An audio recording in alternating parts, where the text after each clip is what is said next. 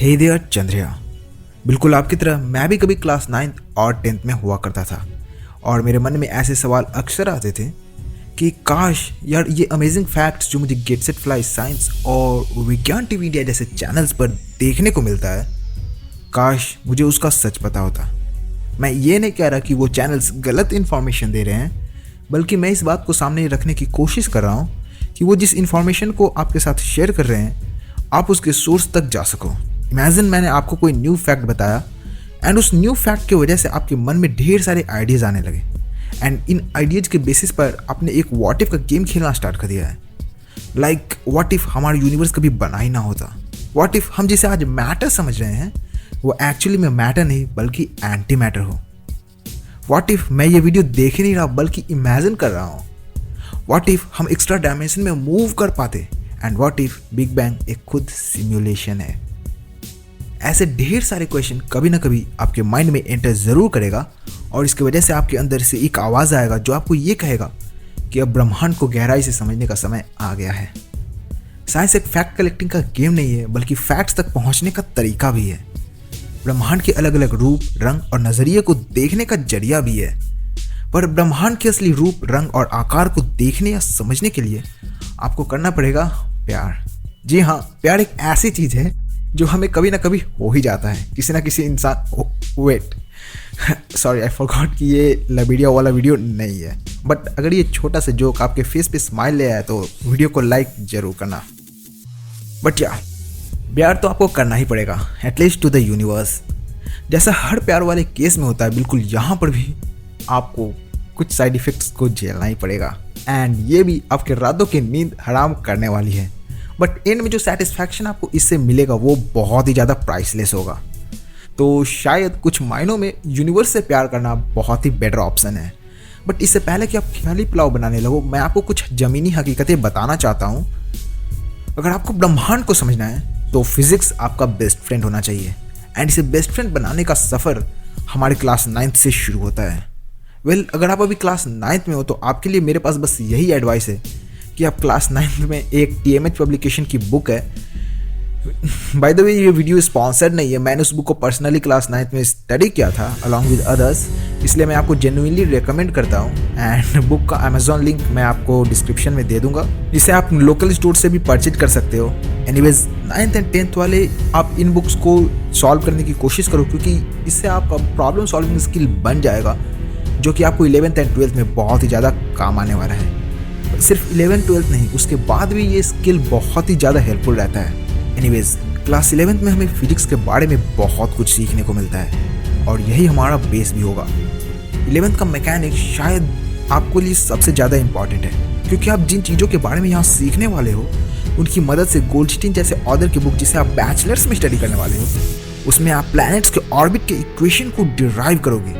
Exactly क्यों gravitational force की वजह से प्लैनेट्स का ऑर्बिट एलिप्टिकल शेप में होता है, इस चीज को आप मैथमेटिकली डिराइव करोगे और समझोगे इसके मैथमेटिकल डीप एक्सप्लेनेशन को। क्यों कुछ चीजें किसी एज से टक्कर खाने के बाद हमेशा पलट जाती है, इस चीज को आप क्लास 11th में टॉपलिंग नाम के टॉपिक के अंदर पढ़ने वाले हो। तो ऐसे ढेर सारे रीजन है जिस वजह से आपको क्लास 11th के मैकेनिक्स पर फोकस करने की ज़रूरत है क्योंकि यही एक तरह से आपका बेस भी बनाएगा और आपको बहुत कुछ फंडामेंटल अंडरस्टैंडिंग देगा जो कि आपके फ्यूचर में काम आने वाला है। अगर आज आपका ड्रीम है कि आप क्वांटम मैकेनिक्स को समझना चाहते हो तो क्वांटम मैकेनिक्स एक अप्रॉक्सीमेशन में खुद क्लासिकल मैकेनिक्स में बदल जाता है एंड मैकेनिक्स हमारे इसी क्लासिकल मैकेनिक्स का एक छोटा सा पार्ट है जिसके बारे में हमारा जानना बहुत ज़रूरी है। मैकेनिक्स में एक चैप्टर आता है सेंटर ऑफ मास का। पता नहीं क्यों मुझे ये हमेशा फील आया है कि हम फिजिक्स में चीज़ों की इंपॉर्टेंस के बारे में डिस्कस कभी करते ही नहीं हैं। आखिर क्यों हमें सेंटर ऑफ मास जैसे चैप्टर को पढ़ने की ज़रूरत पड़ी, आखिर मोटिवेशन क्या है? इस छोटे से चैप्टर को लेकर विज्ञान टीवी इंडिया ने एक पूरा का पूरा वीडियो बनाया है मैडी सेंटर के कॉन्सेप्ट के बारे में जो कि at the end of the day centre of mass ही है हमारे सोलर सिस्टम का। एनीवेज हमारे क्लास 11th के फिजिक्स में बहुत सारी खूबसूरत चीज़ें छुपी हुई हैं। आप क्लास 11th में black body radiation, Stefan Boltzmann law, Wien's law etcetera के बारे में भी पढ़ने वाले हो। ब्लैक बॉडी रेडिएशन की इस छोटी सी डिस्कशन ने लाइट को क्वांटाइज कर दिया था एंड इसी क्वांटाइजेशन के बाद quantum mechanics, quantum field theory न जाने कितने रेवोल्यूशंस का जन्म हुआ है। इसने आज हमारे इस मॉडर्न वर्ल्ड को शेप किया है। आप जिस मोबाइल फोन को यूज कर रहे हो उसमें लगा छोटा से छोटा कंपोनेंट अपना इन्वेंशन या एवोल्यूशन का क्रेडिट क्वांटम मैकेनिक्स को ही देता है। आज रात को आप सोने जाओगे एंड जब कल आराम से सुबह उठोगे तो बाहर जाकर सनलाइट में रिलैक्स करते हुए इस बात को जरूर सोचना कि हमारा नियरेस्ट स्टार कुछ और नहीं बल्कि एक फ्लूइड है, जिसके बारे में हम फ्लूइड डायनामिक्स में पढ़ते हैं। एंड इस फ्लूइड डायनामिक्स का शुरुआत हमारे क्लास 11 के चैप्टर से ही होता है। और तो और मजे की बात तो ये है कि सन का जन्म एक नेबुला के कोलैप्स की वजह से हुआ था, जो कि at the end of the day एक गैसियस मीडियम ही है, जिसके बीच का अट्रैक्शन आज काफ़ी ज़्यादा हो चुका है और वो एक इलेक्ट्रिकली चार्ज प्लाज्मा का रूप ले चुका है। आई नो आप में से कई लोग एस्ट्रोफिजिक्स के दीवाने हैं, इवन स्पेस लवर्स हैं, एंड कुछ तो एस्ट्रोफिजिक्स को समझने का ड्रीम भी रखते हैं। तो मेरे दोस्त, क्लास 11 और 12 आपकी जर्नी का शुरुआत है। इस वजह से इसमें आने वाले हर चैप्टर पे आपका फुल कमांड होना चाहिए। Astrophysics distant star, galaxies etcetera के मोशन और उनके बिहेवियर और डायनामिक्स को स्टडी करने के लिए जिन चीज़ों का सहारा लेते हैं उसमें सबसे इंपॉर्टेंट रोल प्ले करता है इलेक्ट्रोमैग्नेटिज्म।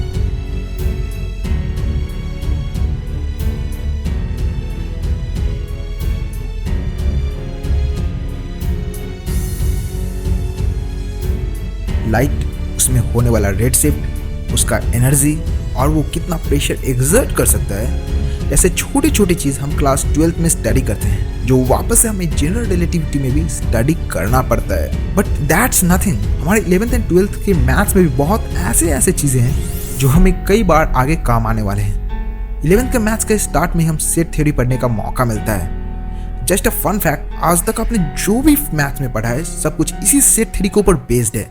इवन हमारा नंबर सिस्टम, एडिशन, मल्टीप्लिकेशन, सब कुछ एब्स्ट्रैक्ट लेवल पर इसी सेट के ऊपर डिफाइन किया जाता है। सेट्स पर एक्स्ट्रा स्ट्रक्चर ऐड करके हम पूरे मैथमेटिक्स को डेवलप करते हैं, matrices, determinant, Grossman number etcetera. जब हम मैट्रिसेस एंड डिटर्मिनेंट की बात कर ही रहे हैं तो मैं आपको ये बताना चाहता हूँ कि हमारा क्वांटम मैकेनिक्स इनिशियली जिसका जन्म मैट्रिक्स मैकेनिक्स के नाम से ही हुआ था। इवन टुडे मैट्रिसेस और डिटर्मिनेंट का मैथ हम quantum mechanics, quantum field theory and even strings में भी यूज करते हैं। मैट्रिसेस एंड डिटर्मिनेंट का ये छोटा सा टॉपिक हमारी कॉलेज लाइफ में लीनियर अलजेब्रा का रूप लेकर आता है, जिसमें हम वापस से वेक्टर को रीस्टडी करते हैं। वेक्टर्स मैथमेटिकल लेवल पर एक्चुअली किस चीज़ का नाम है, इस चीज़ को हम बैचलर्स में स्टडी करते हैं इसी लीनियर अलजेब्रा के टॉपिक में। फिर हम वेक्टर कैलकुलस में वेक्टर को इंटीग्रेट करना, डिफरेंशिएट करना और बहुत कुछ इंटरेस्टिंग चीज़ों के बारे में जानते हैं, जिसका use electrodynamics, quantum electrodynamics, general relativity and even strings में भी होता है। हमारा ऑर्डिनरी कैलकुलस भी मल्टी वेरिएबल कैलकुलस के रूप में इवॉल्व हो जाता है, एंड यही वो पॉइंट है जहाँ से हर फिजिक्स लवर की बर्बादी की कहानी शुरुआत होता है। इवन मैं खुद कई बार इस बात को भूल जाता हूँ कि मुझे यहाँ पर चेन रूल अप्लाई करना है, एंड देन 10-15 मिनट तक इस बात को सोचते रहता हूँ कि आखिर मैंने कौन से स्टेप को मिस कर दिया है। बट या द फन इज रियल।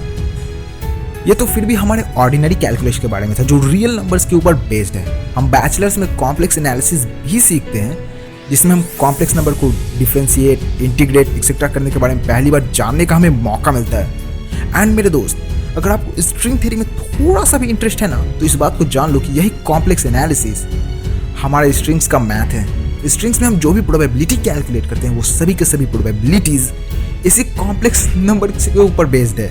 हम एक कॉम्प्लेक्स स्पेस के ऊपर काम करते हैं, जहाँ का कोऑर्डिनेट खुद एक कॉम्प्लेक्स नंबर होता है। इवन आप किसी भी इंटरेस्टिंग बुक, जैसे कि मेरे पास ये जोसेफ पोल्चिंस्की का लिखा हुआ बुक है, जिसका दोनों वॉल्यूम इसी कॉम्प्लेक्स एनालिसिस के ऊपर बेस्ड है। इसमें होने वाला हर एक कैलकुलेशन कॉम्प्लेक्स वेरिएबल के ऊपर ही डिफाइन किया गया है। Interesting right? Probability, quadratic equation, inequality, series and summation जैसे टॉपिक भी अपना एप्लीकेशन हायर फिजिक्स में किसी न किसी तरह से ढूंढ चुके हैं। प्रोबेबिलिटी तो खैर क्वांटम मैकेनिक्स का लैंग्वेज है, बट क्वाड्रेटिक इक्वेशन और इनइक्वालिटी को हम ब्लैक होल फिजिक्स में भी कई बार यूज करते हैं। एक रोटेटिंग चार्ज ब्लैक होल के पास 2 इवेंट होराइजन होता है, एंड ये दोनों इवेंट होराइजन का लोकेशन क्वाड्रेटिक इक्वेशन को सॉल्व करने के बाद आता है। एंड इस लोकेशन के बीच में किस तरह से फिजिक्स इवॉल्व होगा या उसका डायनामिक्स क्या होगा, इस चीज़ को हम यहाँ पे इनइक्वालिटीज को सॉल्व करके गेन करते हैं। आपने क्वांटम फील्ड थ्योरी के बारे में सुना होगा कि वहाँ पर वैक्यूम स्टेबल नहीं होता, इसलिए ढेर सारे पार्टिकल्स क्वांटम फ्लक्चुएशन की वजह से एग्जिस्टेंस में आते हैं, एंड देन एक दूसरे को एनाइलेट करके खत्म हो जाते हैं। बट जो चीज़ आप नहीं जानते वो ये है कि इन फ्लक्चुएशन की वजह से इलेक्ट्रॉन या दूसरे चार्ज पार्टिकल हम उनके ट्रू इलेक्ट्रिक चार्ज के बारे में कभी भी नहीं जान पाते हैं। हम जो एक्सपेरिमेंट में इलेक्ट्रिक चार्ज को मेजर करते हैं उसे हम रीनॉर्मलाइज्ड चार्ज के नाम से जानते हैं, एंड ये चार्ज वैक्यूम फ्लक्चुएशन से होने वाले करेक्शन को कंसिडर करके आता है। इस करेक्शन को कैलकुलेट करने में हम जिस प्रोसेस या इक्वेशन या आइडेंटिटी का यूज करते हैं वो एक्चुअली हमारे क्लास 11 से आता है, समेशन और सीरीज के चैप्टर से। ज्योमेट्रिक सीरीज का आपने नाम सुना होगा। यहाँ पर एग्जैक्टली वही series instead of real number हम यहाँ पर मैट्रिसेस के टर्म्स में काम कर रहे होते हैं, एंड ये सीरीज एक इनफाइनाइट सीरीज होती है, वैसे वाले सीक्वेंस के रूप में अपीयर होता है। एंड क्वांटम फील्ड थ्योरी में ऐसे कई जगह पे आपको चीजें देखने को मिलेंगी जहां पर हम इन्फिनिटीज को रिमूव करने के लिए ऐसा काम करते हैं। इवन बाइनोमियल थ्योरम और ट्रिग्नोमेट्री जैसे टॉपिक्स भी फंक्शंस को अप्रॉक्सीमेट करने के लिए फिजिक्स में कई बार यूज किया गया है। एक ट्रिग्नोमेट्री का शायद परहैप्स सबसे यूजफुल काम फूरियर एनालिसिस में होता है, जो सिग्नल प्रोसेसिंग और क्वांटम मैकेनिक्स की जान है। बट इन सभी तामझाम के चक्कर में आप कैलकुलस को मत भूल जाना।